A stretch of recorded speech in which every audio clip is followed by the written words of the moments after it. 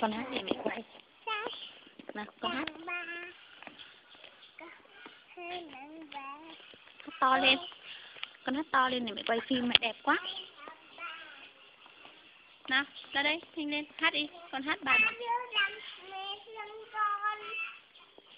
Gì con, thế nào nhỉ? Con hát đi.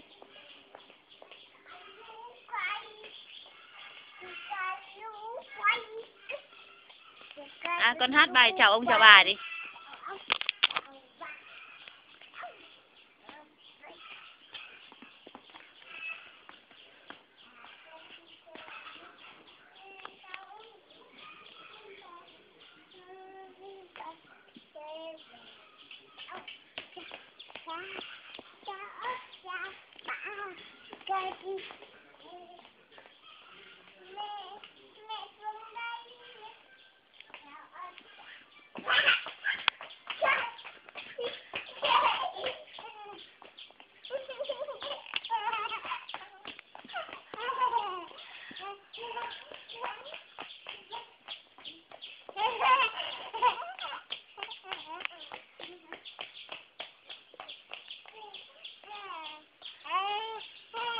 À, con đứng lên mẹ chụp nào, con đứng lên mẹ chụp ảnh xinh đẹp nào. Mẹ chụp ảnh xinh đẹp là con cười đi.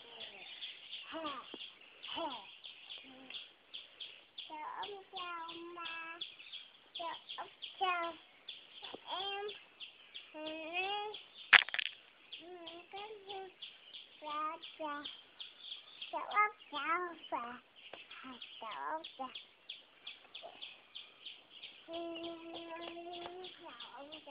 Ngoan ra đây con. Thôi mẹ đi đây, cho con ở nhà. Đấy, đây con cười đi, con cười xinh đi. Con cười xinh này. Đấy, thì mẹ chụp ảnh nhá.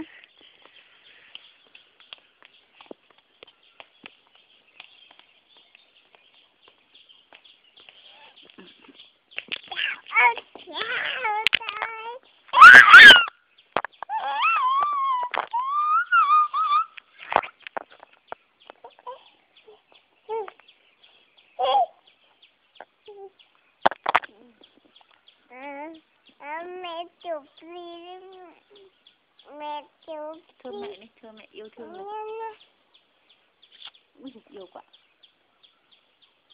Yêu thương quá. Đừng có điệu bộ. Ôi ẩu yếm tình cả.